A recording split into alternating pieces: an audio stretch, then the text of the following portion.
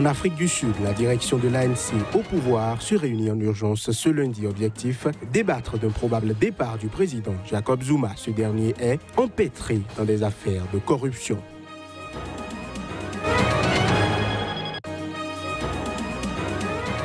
Au Mali, la situation des droits de l'homme reste préoccupante. C'est du moins l'essentiel à retenir d'un rapport de la MINUSMA et du Haut Commissariat des Nations Unies aux droits de l'homme.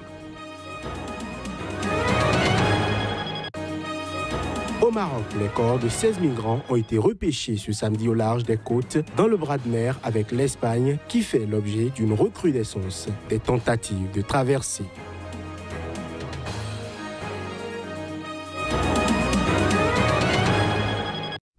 Voilà pour les titres. Bienvenue, bonsoir. En République démocratique du Congo, au moins 23 personnes appartenant à la communauté Emma des éleveurs ont été massacrées depuis vendredi.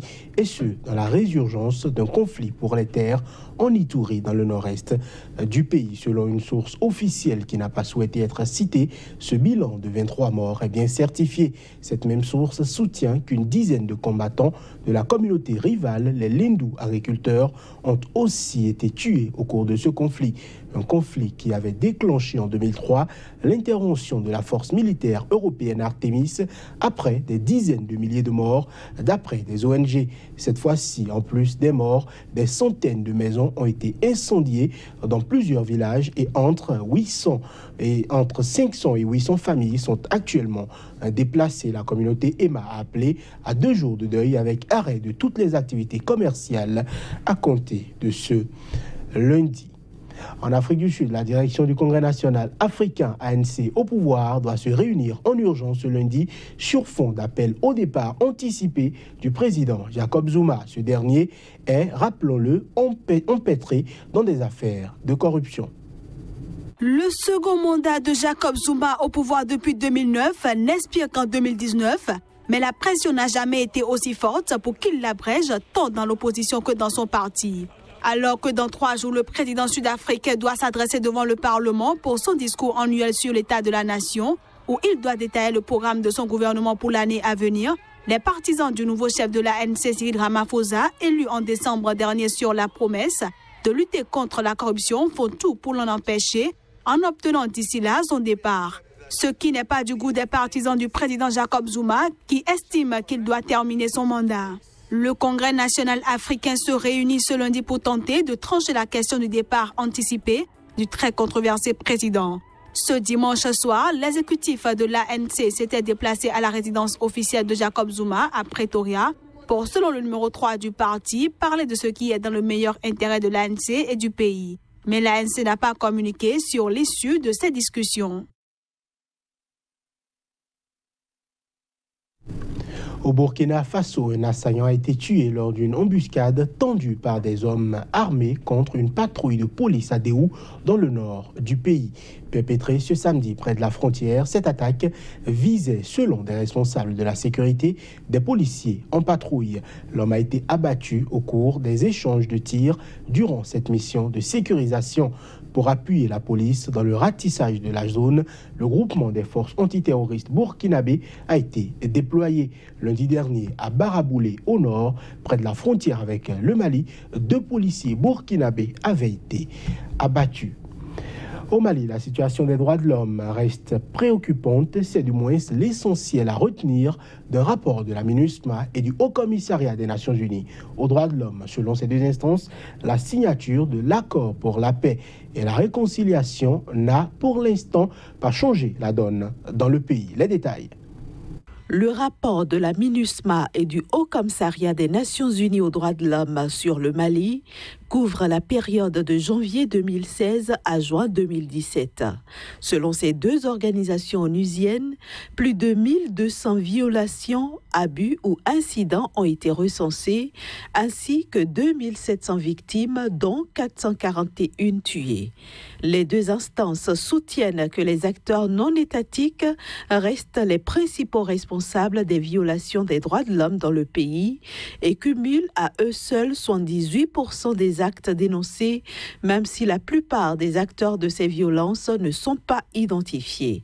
Ainsi, sur 297 violations imputables à des groupes armés identifiés, 246 concernent non pas des groupes djihadistes, mais plutôt les groupes signataires de l'accord de paix, à savoir la CMA et la plateforme. Ces dernières, selon l'ONU, se sont affrontées à nouveau à partir de juillet 2016, mais s'en sont aussi pris aux civils accusés d'être des sympathisants. Beaucoup de pillages, mais aussi des exécutions sommaires, enlèvements, mauvais traitements, entre autres, ont été notifiés dans le rapport onusien. Quant aux forces maliennes de sécurité, elles ont commis le plus de violations des droits de l'homme au premier semestre 2016, soit 20% des violations des droits de l'homme sur la période examinée, commis essentiellement lors des opérations antiterroristes ou la répression de manifestations. En ce qui concerne les forces internationales, elles sont également épinglées dans ce rapport pour une vingtaine de violations sur 1 an et demi, en majorité de possibles détentions illégales et 150 arrestations dites administratives dans des lieux de détention auxquels l'ONU n'a pas accès. Mesdames, Messieurs, cette édition se poursuit au Burundi. Une ONG de défense des droits de l'homme donne de la voix. Elle soutient dans un rapport que plus de 500 personnes ont été tuées en 2017 dans le pays, d'autant plus que l'ONG qui l'a publié est très connue de par son président, Pierre Claver Mbonempa, visé par un attentat qui a failli lui coûter la vie. C'était en 2015. Plus de 500 personnes ont été tuées en 2017 au Burundi. Ce bilan est établi par l'APRODE dans un rapport qui tranche avec les déclarations rassurantes du gouvernement burundais sur le retour de la sécurité. Cette organisation de défense des droits de l'homme burundaise, dont le président Pierre Claver Mbonempa fut visé par un attentat qui a failli lui coûter la vie en 2015, soutient que la violence est quasiment quotidienne au Burundi d'une part et n'est jamais sanctionnée d'autre part, qu'elle soit le fait de groupes armés non identifiés ou de forces de sécurité. Dans son rapport, l'ONG soutient que les victimes recensées sont des opposants ou des opposants présumés, des membres du parti FNL ou encore des habitants de zones considérées opposées au troisième mandat du président Pierre Nkurunziza, sans oublier les ex-FAB militaires de l'ancienne armée burundaise qui sont eux aussi régulièrement pris pour cible. Plus des 2/3 des personnes tuées, au dire de l'ONG, l'ont été par des agents du service de renseignement ou par des jeunes du parti au pouvoir.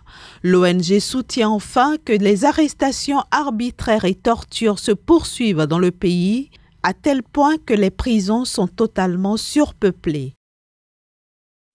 Je l'annonçais en titre au Maroc, les corps de 16 migrants ont été repêchés ce samedi au large des côtes marocaines dans le bras de mer avec l'Espagne qui fait l'objet d'une recrudescence des tentatives de traversée et ce depuis le début de l'année.